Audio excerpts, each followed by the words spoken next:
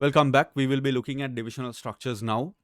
The idea is quite simple, and in contrast to functional structures, what happens here is that the organization is split into several divisions. Sometimes you call them subsidiaries or strategic business units, SBUs, and each one autonomously overseeing a product or a geographical region. So you have under the main leadership, as you can see here, under the main leadership, you have um, different products.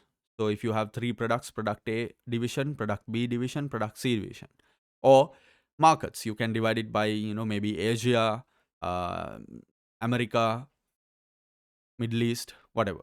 So if you have that sort of breakdown, and each team under the product or under the geographical region, each team will have their own company. They will have their own functions.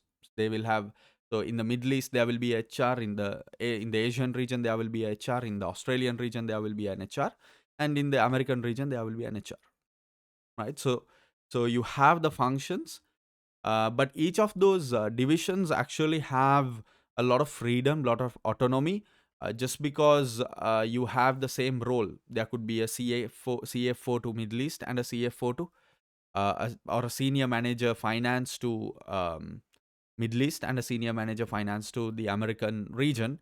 But both of those people will be independent of each other because they will have their own freedom of how to manage their finances because they operate in different geographical regions. So that sort of independence, that sort of autonomy is provided here or enabled here that you don't necessarily see in the functional structure, because functional structures, it directly feeds into the senior leadership, directly feeds into the board of directors. Board of directors directly oversee the functions. But here what happens is the board of directors will oversee the divisional heads and the senior tier in the divisions, and they will be in charge of managing their own functions for the most part, at least. Not that the senior board of directors cannot really influence; they can do whatever they want to do.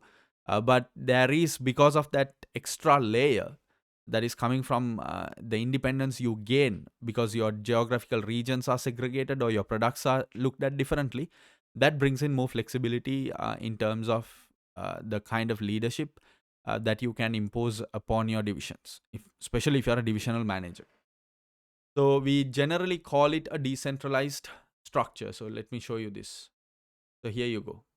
So what you have in a divisional structure is this. You have region A, region B, region C, and for each of those regions, you have the functions divided. Now, if there are common functions where the central head office or wherever is being looked at, you can see here operation support and administration services. So those you can have under the senior or the under the main umbrella, but under each of the regions or each of the products, you're going to have separate functions. So that is what we look at here. We call it a decentralized structure because of that autonomy provided. And what happens here is that information is required lower down the hierarchy due to the high level of autonomy. So the divisional management will need a lot of information. And some of those information doesn't have to travel up, doesn't have to travel back to the board of directors. They can have access, but their responsibilities are quite different in this case. So as you can see, a divisional structure is more suitable to a bigger organization. A organization, maybe it's multinational, maybe it has so many products that are doing major products that are doing really well, etc. So when you have or when you reach a level that is of that scale, then you can consider switching onto a divisional structure.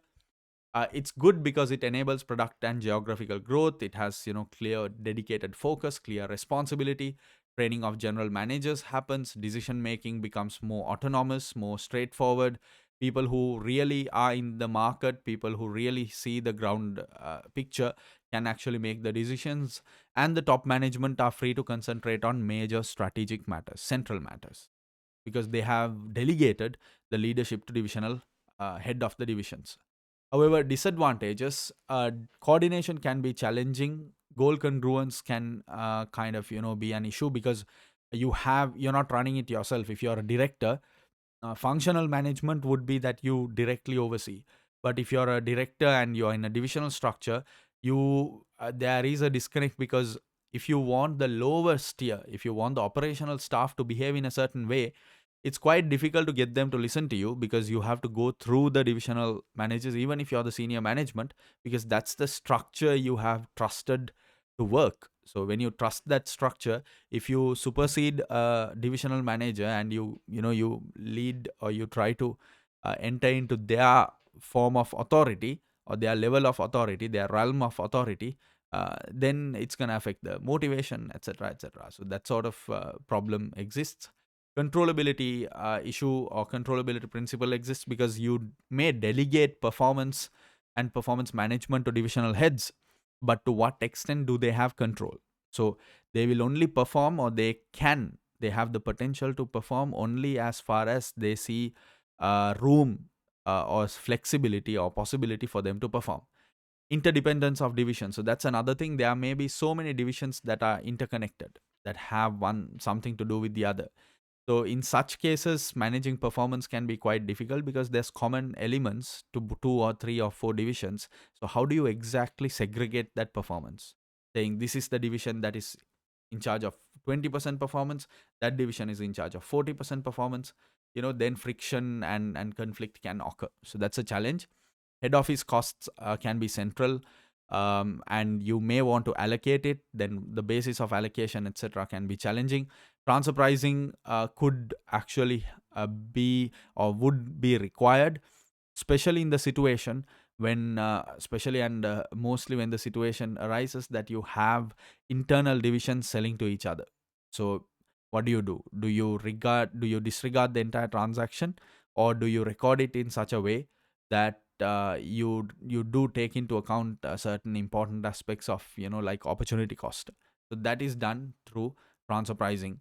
And of course, as you can see here, one of the concerns is that you have a finance for, A, B, and C separately.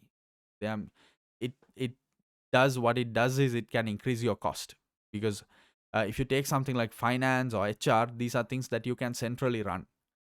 But if you try to, delegated for each division, each SBU, they will have their own way. There might not be consistency. So if you want to, review performance, reward performance, etc., there could be concerns as how you actually arrived at a certain performance, because they might, or employees might think that it is not really comparable to what they're going through. So the decentralized approach has its own concerns as well. On that note, I think we will be going back to the point on responsibility accounting. So what happens with responsibility accounting is that you need, with each division, you will have to manage performance, because if you have to always think like the director here. So if you're the directors or board of directors, and you're looking at each of the divisional performance, the controllability principle becomes important, because what you have to measure their performance based on what they can control. So some divisions are there, like marketing or finance. Their responsibility, or what they only do, is spending money. So they are only responsible for cost. So if you try to allocate profits to it, and then measure profitability of a division that is only spending money, this is going to be, inconsistent with what they are doing. That's why this concept of responsibility as accounting is important, because what responsibility accounting says or tries to convey is that you have to measure performance and manage performance based on what each of these divisional teams, or each of these teams, or it could be, whatever it is, whichever team, even if it's functional, even if it's matrix, doesn't matter. You measure and manage performance based on what they can control. So what do you do in a divisional structure approach? What you actually can do is you look at each of the divisions and see what they are responsible for. It could be revenue, it could be cost, it could be both. So what happens is that depending on what they are responsible for, you term them as either a cost center, or a profit center, or a revenue center, or some divisions actually go as far as investments. So then that could be an investment center. So we will be touching on this when the numerical analysis aspect is, coming to us.